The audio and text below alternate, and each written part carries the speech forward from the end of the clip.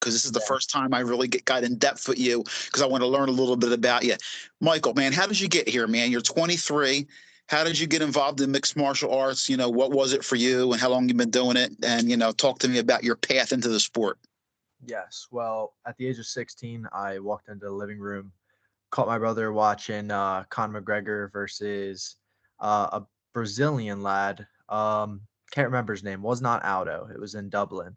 And I saw the walkout and the music, the lights, the energy, and it gave me goosebumps. Up to that moment, I've never even seen MMA, never crossed my mind as a sport. But when I saw that, and then I saw the performance he put on, gave me goosebumps, gave me energy, gave me life, and it gave me something that I wanted to do, that I want to be a part of, that I wanted kids someday at that age to look up to me and give them that same feeling that they gave me. Man, that's awesome, man. So when you first started training, you're at South Jersey BJJ now, which is I love. I've been over there a few times. Is that you went in there with, you know, the idea of I'm going to start training and I want to get in a cage and fight? It started way before that. In high school, I got in a lot of fights. I transferred into a new high school, my sophomore year, and I was getting a lot of fights, and my dad wasn't too happy with that, and he knew that I was just getting into the MMA scene, like watching it, whatnot. So he brought me to a gym. I signed up, was training there for probably 2 years. There's a lot of in-depth story that I can go in between from now and then. I was just trying to find my home for a long time. Uh, Traveling, like being a fighter in New Jersey, is rough because if you want good team, good coaches, everything, it's likely that you're gonna have to travel for those things. Depending where you live, like I live in Mays Landing, which there's really nothing around here. So I travel an hour north. I travel an hour inland towards Philly. I travel a lot. I drive about 3 hours a day. But once I found my team and my coaches, like that's where all the confidence comes from. Like for going into my debut fight, I didn't even really have sparring partners or solid like grappling side until like a couple weeks before. When I agreed for that fight, I had Shorty Santella in my corner. I didn't have him agree to be in my corner until like 2 or 3 weeks out from that fight. So and I was only seeing him once or twice a week at that point.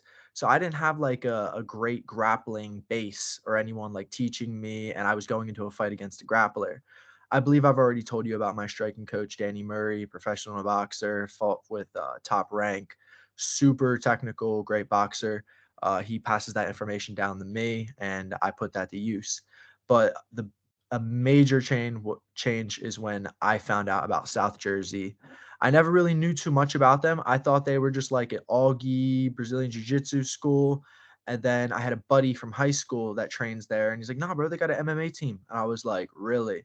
Had to go check it out. And I was blown away. They have a stable of solid fighters. They got multiple dead serious champions. My boy Torrance, LaCour, Hercules. You know, when someone's nickname is Hercules, you just know they're a bad motherfucker. He just won his pro debut in like 2 minutes, absolutely smashed the guy. Um, we got the dead serious 135-pound champ like 4 times, Chris Inieri, Sam Buckley, another dead serious 135-pound champ. Before that, Ivan, I forget his last name. He was a 125-pound champ of dead serious. Chris is about to go up to Pittsburgh 247, win their 35-pound belt. All the guys surrounding me are absolute monsters. They're killers. Like I am in a room where I could say I'm not the best guy in the room, and I love that because I've been in rooms where I've been the best guy. And week after week after week of sparring, and you're the one winning all the rounds, and you're not really getting tested the way you should be. That's not where you want to be. You want to be in a room where you got guys who are bigger, faster, stronger, more technically sound. They're the guys who are going to get you prepared for the fights. If you can Okay. hang with those guys, you can hang with those guys. You can hang with damn near anybody.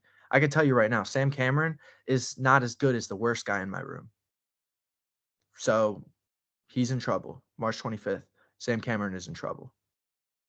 Well, listen, I called Torrance LaCour's fight at the Ring of Combat, and boy, oh boy, you ain't kidding, man. Hercules is super impressive, and I know his wrestling is out of control. He's I'm sure, a couple weight classes ahead of you, but the fact that's actually good for you. You know, rolling with somebody who's a lot bigger and stronger, it's just going to make you Torrance, get back. Torrance looks big and scary, right? Like a big monster. He is the best training partner in terms of like, I'm not worried about getting hurt with him. He knows how to move really well. And he doesn't abuse his grappling powers in the gym. Like, if you were to tell me what high level, like if I was to tell a random person like how high level grappler he is, you would never know because he rarely shoots in the training room. Like he's so confident in that ability that he doesn't even need to abuse it on smaller guys like me. So he just works me with what I need. He's better, leaps and bounds better than anyone that I'm ever going to face in the octagon anytime soon. So working with guys like him give me massive confidence. Him, Chris Inieri, my boy Sam Buckley. He's out right now, but it is what it is. My boy Soto is fighting on this card as well. Esteban Soto, looking forward to him putting on a great fight. I can't wait for him. He always brings it. He's a dog. Dennis Hickey, that's my Irish brother. Sam Buckley's my other Irish brother. Dennis Hickey is my third Irish brother, the biggest one, and he is a monster. He has shark eyes. When he locks in sparring, you can see it in his eyes. He is a killer. And we're gonna who's gonna be working your corner at your fight for coming up at Maverick MMA? So my striking coach from all my fights, Daniel Murray. Then we had a little talk between our coaches at South Jersey because we're only allowed to have two cornermen, and I had to talk with both of my coaches about like who's gonna go with me. And there's like no ego involved whatsoever. Like they're not hurt over whatever. How I get to pick one of them. But my head coach, Steve Bongiorno, he said that I work mostly with Coach Ryan, so it's better that I will hear his voice better, probably. And he works with me more, so it just makes more sense. So Coach Ryan and Daniel Murray will be in my corner. Well, listen, I think the world of Professor Steve Bongiorno. He's a great guy for the sport, and it just shows you how, he's not being honest with you. He's telling you, this is who you should go with, and you listen to his advice, and it's a smart move, I would say. Listen, Michael McCaffrey once again making his third amateur fight, 2-0. I love this young man's ceiling. It's going to be electric on the walkout. I know it's going to be. He's an exciting fighter. Mike, give some shout outs or some love before we go. I know you get a lot of support. Listen, you're getting in the cage. You need that support from as many people as you can. Absolutely, Bob. I will start with thanking God for giving me these skills and the ability to chase a dream like this, and all the things in my life that have put me in the position to chase this dream. I am blessed beyond my wildest dreams. I can't say that enough. I will say that every time someone asks me, because it is important that I tell the world that without my family and everything around me, I would be nothing. So going on from there, my family, an amazing support system I have. My friends, my teammates. Like I said, Chris Inieri, he'll be fighting April 15th with 247 FC. He's taking that title. He's getting his fourth title or his fifth title. I'm losing track at this point. Soto fighting with me on the card, like I said. He'll be fighting before me sometime. He's going to put on a banger. Dennis, don't even have to say. He's a killer. He's going to do his job. I'm going to do my job. Shout out to my boy Herc for just getting his pro debut dub in amazing fashion. Let's see. Any other teammates? Sammy, rest up, brother. Your time comes soon. Thank you for my sponsors, Clarity Head Shop, Tropical Smoothie Cafe, Dr. Tom. Thank you for always adjusting my back. And then last again, just to everyone who supports me and shows me love and, comes out to my fights, or if you spar with me, you roll with me in the open mats, all of you. I appreciate all of you enormously. Thank you. And I appreciate you, Bob, for having me on the show to where I get to put my voice out there in the world. Well, listen, for some reason, I got a feeling this isn't going to be our last interview. I don't think, I think the future is bright for you. And I look forward to telling, Michael, the Ghost McCaffrey story. This is chapter 1, and I look forward to your success, and I look forward to, your career. I'm excited about it, man. And it was a pleasure to talk to you for the first time. And I know we're going to do it again, Michael. Best of skills and best of luck at your fight at Maverick MMA, man. Pleasure to talk to you, brother. Yes, sir. One more thing. Would you like to know where we came with the name Ghost? I'd love it.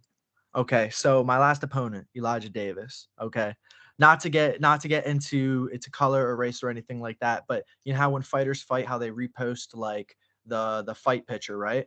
So my brother sent me a picture of a screenshot from his Instagram page that he reposted, and someone was like, "You ain't letting this Casper ass white boy beat you."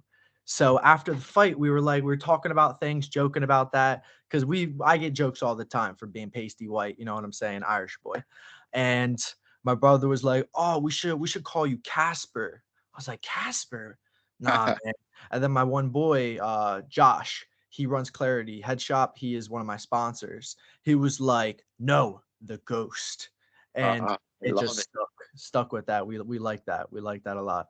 Well, listen, you make sure you send me that picture that you're talking about to my inbox, and I'll make sure we put it in the story because I want people to know about the ghost. Gotcha. I'm gonna go look for that right now once we get off of this. You're the man, Michael McCaffrey. Like I said, best of luck with your final prep. Any weight cut, go get him, brother. Good Yes, talking to you. sir. Yes, sir. March 25th, I dominate and impose my will over Sam Cameron and decapitate him in the first round. Thank you for having me, Bob.